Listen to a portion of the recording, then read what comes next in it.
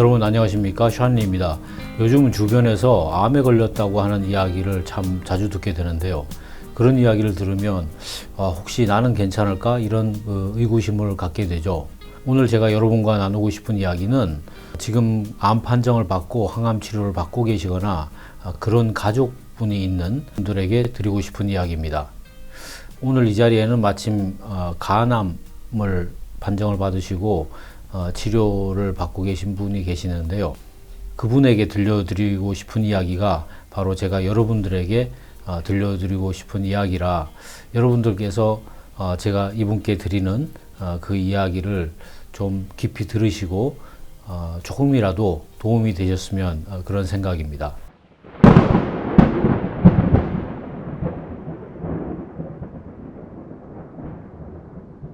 본인이 암에 걸렸거나 가족이 암에 걸렸다는 사실을 알게 되면은 우리가 가장 머릿속에 먼저 떠오르게 되는 단어는 죽음이라는 단어가 될 것 같습니다. 그런데 이 죽음이라는 단어는 우리한테 가져주는 의미가 두려움이라는 거죠. 본인에게는 아쉬움과 회한, 그리고 남겨진 가족들에 대한 걱정, 또 뭔가 모르는 두려움, 그런 걸로 가득 차게 될 것 같습니다. 우리가 이런 일을 당하면 뭐 당황할 수밖에 없죠. 당황하지 않을 수 있는 사람은 한 명도 없을 거라고 생각합니다. 그리고 당장은 이 암에 좋다는 게 뭔가 없을까 하고 찾게 되고, 또 누가 이런 이야기를 하면 그 이야기에 솔깃해지고, 또 저런 이야기를 하면 저런 이야기에 솔깃해지고, 뭐 그런 인간의 심리를 어떻게 할 수는 없을 것 같아요. 그런데 문제는 우리가 그런 남의 이야기를 듣다가 결국 시간을 허비해버리고 어느 날 마지막 순간을 맞이하게 된다는 거죠. 저도 사실은 그런 일에 대한 경험이 있는 사람이라서 정말 오랫동안 암과 또 죽음, 그리고 또 암으로부터의 극복, 이런 문제에 대해서 정말 고민 많이 하고 생각을 많이 했습니다. 그런 참담한 과정을 거쳐서 세월이 10년, 20년, 30년 그런 시간이 흐르면서 제가 얻게 된 생각, 또 가지게 된 생각, 또 알게 된 것들, 그런 걸 좀 오늘 말씀을 드리려고 하는데요.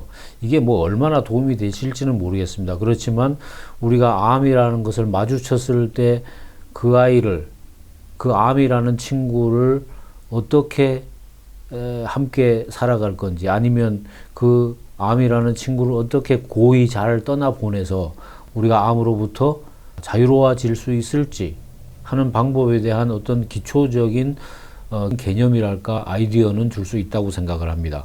그런데 어떤 사람도 이 암과 죽음이라는 두 단어 앞에서 마주치면 무언가 내 마음이, 내 정신이 서버리는 그런 순간을 다들 경험한다고 생각합니다.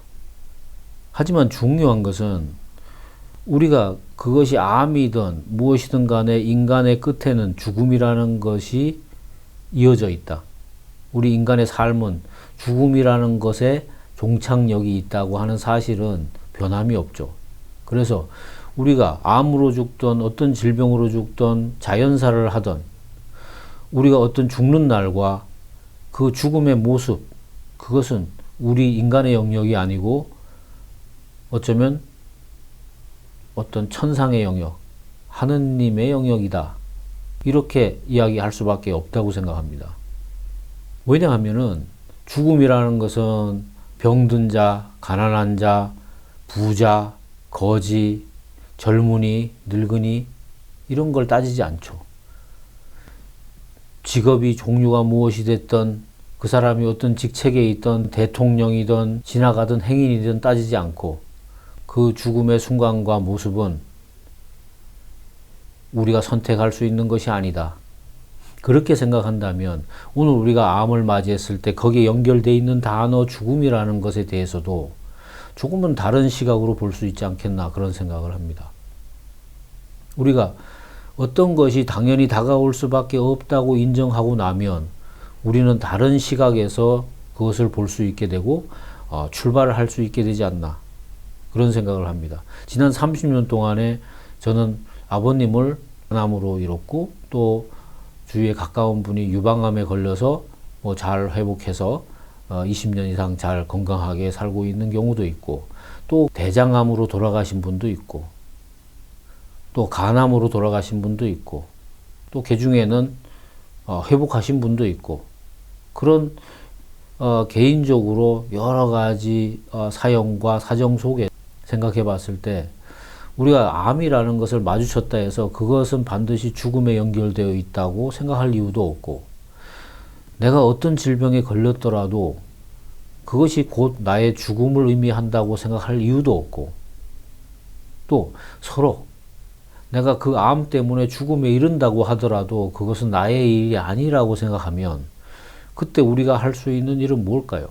그 어느 순간에도 한순간 한순간을 우리가 할 수 있는 최선의 마음을 다하고 최선의 행동을 하고 최선의 선택을 하는 것, 그것이 우리 인간의 영역이고 우리 인간이 할 수 있는 것이고, 제가 가까운 분을 암으로 떠나보내고 나서 그 아픔과 고통과 어려움, 그것들을 수십 년에 걸쳐서 겪고 난 끝에 얻게 되는 것은, 그날 그때에 내가 그 환자의 가족으로서 또는 환자 본인으로서 얼마나 충실했느냐에 따라서 나의 아쉬움의 종류도 다를 것 같고 나의 아쉬움의 깊이도 다를 것 같다, 그런 생각을 합니다.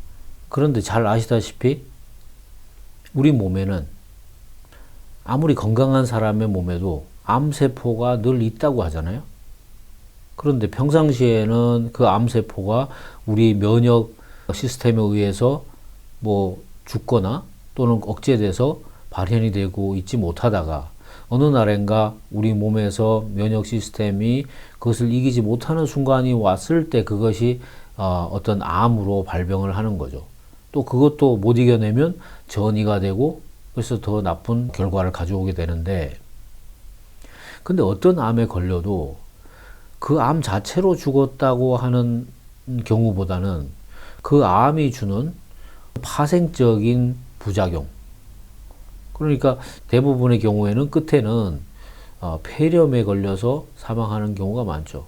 그렇다고 하면 어떤 사람은 암세포가 있는데도 불구하고 암이 발현하지 않고 건강하게 살 수 있고, 어떤 사람은 그것이 발현해서 암 환자가 되느냐, 그 원인은 뭐냐, 그 차이는 뭐냐, 이런 궁극적인 질문에 대해서 오늘날 같이 정말 발전된 이 세상에서도 현대의학이 그 원인을 규명하지 못하고 있고 대안을 내놓지 못하고 있다는 거죠.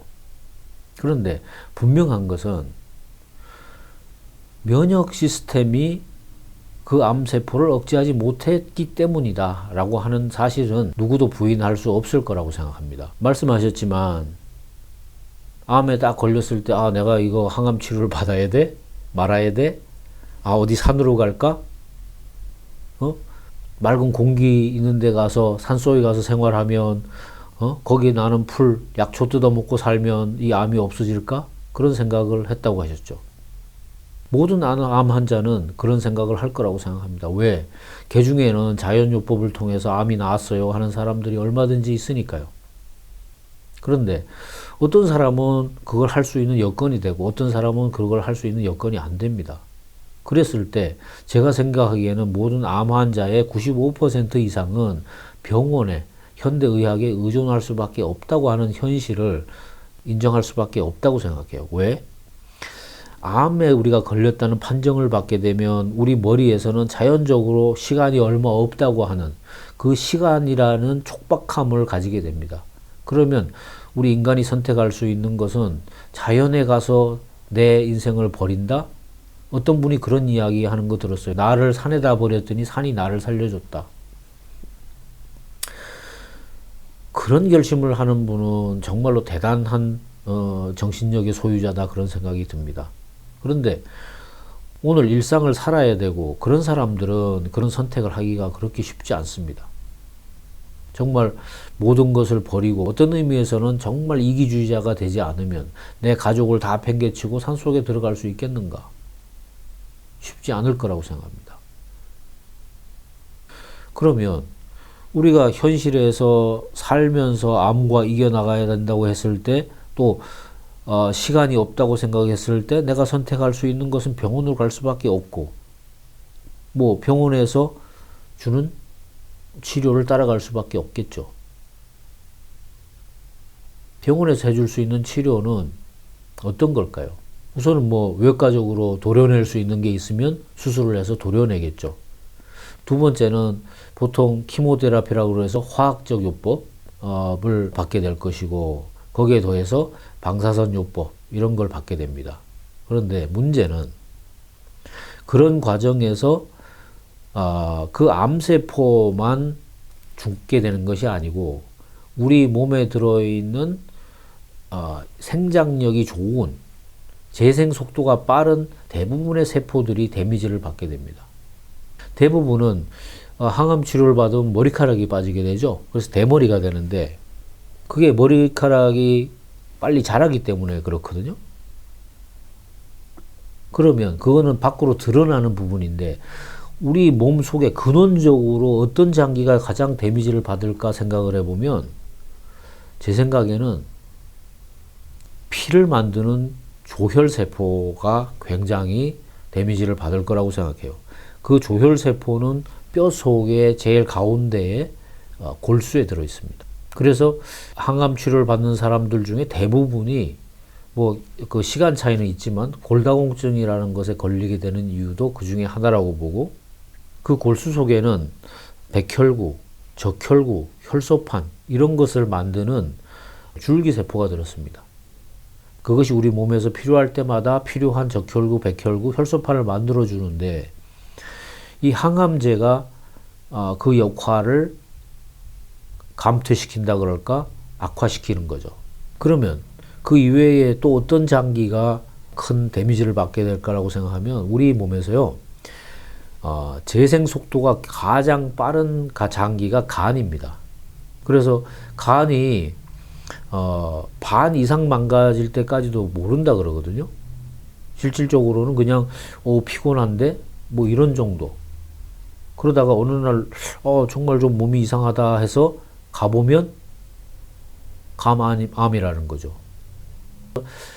제가 지난 약 20년 동안 이런 분야를 공부하면서 조사하면서 느끼게 됐다 할까 알게 된 것은 현재의 우리 의료 시스템에서 항암 치료를 하면서 문제가 되는 것이 바로 간하고 뼈 건강이 굉장히 중요해지지 않나 이런 생각을 하게 되는 겁니다.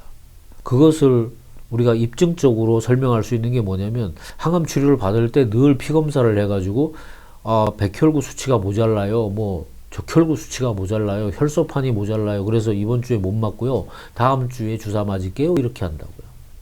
그러면 지금 현대의학은 뭐라고 그러냐면 기다리세요.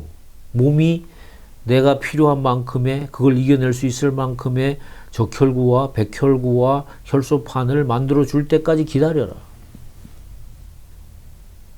근데 우리가 방법을 모르니까 그냥 기다리고만 있어요. 근데 제가 생각하기에는 정말 중요한 장기가 간이 아닌가 싶어요. 왜? 간은 우리가 먹는 음식물을 분해해서 필요한 것을 조합해서 어떤 형태의 단백질로 만들어주고 또 다른 필요한 물질로 만들어주는 것이 우리 간의 역할입니다.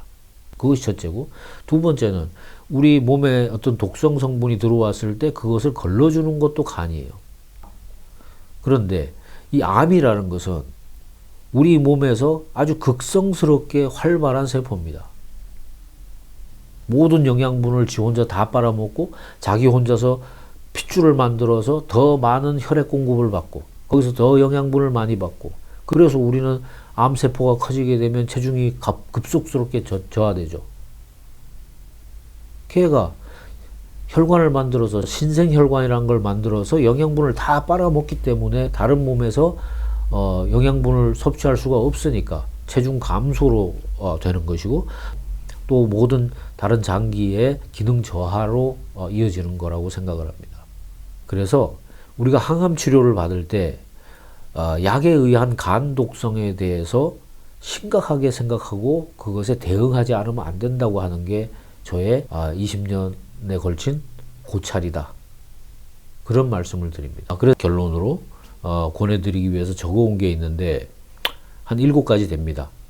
그 내용은 어떻게 들으시면 너무 시시할 수도 있고 어떻게 들으면 굉장히 중요한 정보가 될 수도 있지만 오늘 이 이야기를 가볍게 듣지 않으시면 좋겠다고 싶고 오늘 이 이야기를 통해서 현재 가지고 계시는 그 간암이 최소한도 오래오래 친구로 살아남을 수 있도록 하는 그런 결과가 되기를 바랍니다. 그 7가지를 좀 말씀을 드리자면요. 첫 번째는 우리가 그 치료를, 그 항암제를 이겨내기 위해서 또는 그 암을 이겨내기 위해서 필요한 것은 우리가 자가 면역 체계를 복구하는 일입니다. 그걸 위해서 제일 중요한 건 먹는 거예요. 먹는 것이 바로 그 사람이다라는 이야기 우리 많이 합니다. 그런데 우리가 실생활에서는 그걸 정말 실천을 하지 못해요. 그래서 무엇보다도 중요한 것이 고른 영양소를 섭취하는 것이다. 근데 암에 걸리면 항암 치료를 받으면 구역질 나고 뭐 이래서 먹는 게 신통치 않고 힘들잖아요. 그러면 그럴 때 우리가 할 수 있는 것은 뭐 종합 영양제도 있을 것이고 보충적으로 할 수 있는 것들이 있을 겁니다. 하지만 그럼에도 불구하고 무엇보다 중요한 것은 우리가 기본적으로 에너지를 우리 몸에다 공급을 하는 거예요. 암세포가 당분을 먹고 산다 그래서 당분 섭취를 아주 안 하겠다고 하시는 극단적인 선택을 하시는 분도 있습니다. 하지만 그것이 암세포만 죽이는 게 아니고 나의 모든 다른 세포도 죽일 수 있다고 하는 것도 기억을 해야 된다고 생각합니다. 그래서 음식을 내가 좋아하는 음식, 어떤 특정 음식, 뭐 암에 좋다는 어떤 거 그것만 극단적으로 드시는 것보다는 그런 것을 포함해서 모든 것을 골고루 섭취하는 노력을 하시라. 그것이 첫 번째고요. 두 번째는 말씀드렸지만은 약의 간 독성을 무력화시킬 수 있는 또는 간 기능을 회복할 수 있는 그런 영양소를 공급하는 것이 필요하다. 세 번째는 골 감소를 이겨낼 수 있도록 좋은 칼슘, 마그네슘 이런 것을 섭취하는 것이 필요하겠다. 그 다음에 그 미네랄 중에서 말이죠. 특별히 아연하고 셀레니움이 대부분의 암에 도움이 되는 것 같다는 생각을 합니다. 그리고 그 이외에 트레이스 미네랄이라고 해서 미량 미네랄이라는 게 있죠. 그런 트레이스 미네랄도 공급해 주는 것이 좋겠다고 생각합니다. 왜냐하면 우리 인체는 어쩌면 전기로 움직인다고 해도 과언이 아니에요.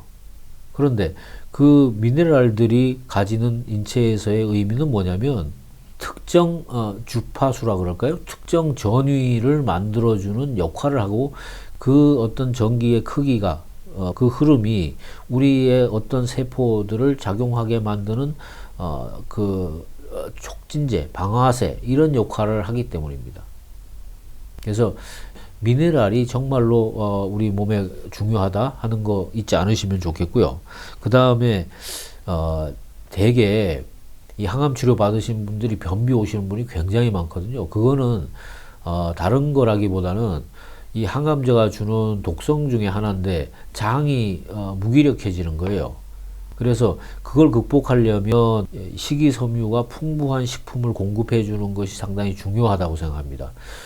우리가 장 건강을 생각하면 보통 유산균 그런 걸 생각하지만 그걸 아무리 공급한다 하더라도 유산균의 먹이가 되고 또 우리 몸에서 여러 가지 독소를 흡착해서 끌고 나갈 수 있는 식이섬유를 공급하는 것도 훨씬 중요한 문제가 된다는 거 잊지 않으시면 좋겠고, 그리고 이 5가지는 공급 차원에서 우리 영양소 공급 차원에서 이야기를 했는데 그거보다 더 중요한 또 한 가지는 운동입니다. 우리가 암 환자가 뭔 운동을 해? 무슨 기운이 있어서 운동을 해? 이렇게 생각하지 마시고, 지금 내가 할 수 있는 것이 만약에 100이라 그러면 한 105 정도의 노력을 하셔야 돼요. 그렇게 하시면 우리 세포는 다시 깨어납니다. 우리 세포가 암세포에 눌려가지고 정말 자기 역할을 하지 못하던 것이 우리가 운동을 하면 모든 세포가 하나하나씩 깨어나면서 우리한테 활력을 주게 됩니다. 그래서 유산소 운동도 필요하고 또 근력 운동, 또 지구력을 강화할 수 있는 그런 운동. 그러니까 뭐 간단히 이해하기 쉽게 말하자면 여러분들이 좀 호흡이 가쁘게 운동하는 거, 그 다음에 뭔가 이렇게 근육이 나오게 하는 근육 운동, 이런 게 필요하다는 뜻입니다. 그래서 이 운동을 꾸준하게 열심히 하시면요, 먹는 것도 더 먹게 돼요. 그것은 한 통에 있는 겁니다. 여러분이 운동을 하시면 먹는 것을 더 먹게 되고, 그 먹는 것을, 다양한 것을 제대로 공급하게 되면 우리는 더 에너지로 충만하게 되고, 그래서 우리 세포들은 다시 살아나게 되고, 또 우리의 간 세포가 튼튼해지면서 여러 가지 제 역할을 할 수 있게 되고, 그것이 제대로 조합을 하고 공급을 하게 된다는 거죠. 자, 6개까지 얘기를 했는데 여기에 또 마지막으로 이것들보다 더 중요한 거 한 가지가 남았는데요. 그것은 바로 마음입니다. 저는 그렇게 생각합니다. 인간의 욕심이 없다면 아무것도 없겠죠. 그런 의미에서 인간의 육신은 정말 중요한 것이지만, 인간의 존재는 그 육신으로 되는 것이 아니고 정신으로 된다고 하는 사실을 잊지 않으시고, 내가 그 암을 대하는 자세, 그냥 두렵고 겁나고 무서워하는 게 아니고 암을 받아들이고, 그래 나한테 왔어? 잘 왔어 너. 그래 한번 같이 가보자. 그렇지만 나 너하고 살기 싫어. 내가 너가 원하는 대로 잘 보내게 해줄게. 그게 뭘까요? 내가 잘 먹고 운동 잘하고 잘 자고, 그러면 어느 순간에 나도 모르게 내 몸은 건강해져 있고 암세포는 사라져 있고, 그런 일들을 사람들이 겪게 되는 겁니다. 제가 오늘 드린 말씀은 현대의학을 부정하거나 암치료를 부정해서 말씀드린 게 아니에요. 그걸 하신다고 하더라도 지금 말씀드린 7가지를 실천을 해야지 이겨나지, 그걸 실천하지 않으면 그 약의 독성에 우리 모든 세포가, 우리 모든 장기가 쇠약해지고 기능을 잃게 되고, 그래서 마침내 암에게 굴복하는 일이 생긴다는 거죠. 다시 말씀드리자면 우리가 이 암 때문에 오늘 내가 죽음을 맞이할 것이다 아니다 하는 것은 나의 결정이 아니고 하늘의 뜻이니까 나는 내가 할 수 있는 최선의 길을 다하는 거죠.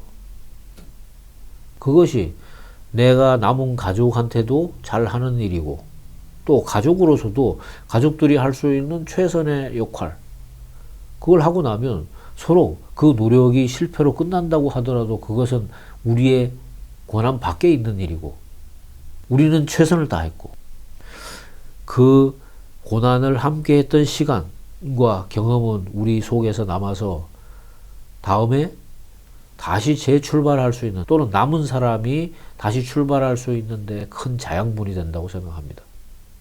자, 오늘 제가 암에 걸리신 분하고 암을 어떻게 대하면 좋겠는지, 또 그건 어떻게 극복하면 좋겠는지 하는 이야기를 저의 지난 30년의 경험을 통해서 얻게 된 것을 함께 나눴는데, 여러분들은 어떻게 생각하셨는지 모르겠습니다. 어쨌든 누구라도 암에 걸리지 않고 건강하게 행복하게 산다면, 살 수 있다면 더 바랄 것이 없겠죠. 하지만 뭐 그거 우리가 선택할 수 있는 게 아니잖아요. 그렇다면 우리가 암을 만났을 때 어떻게 대해야 될지, 또는 암을 만나기 전에 우리가 이런 것을 한다면 우리 몸에 암세포가 있다고 하더라도 그 녀석들이 우리를 이기는 일은 절대로 생기지 않겠죠. 그런 희망을 가지면서 오늘 이 시간 마치겠습니다. 여러분 감사합니다. 안녕히 계십시오.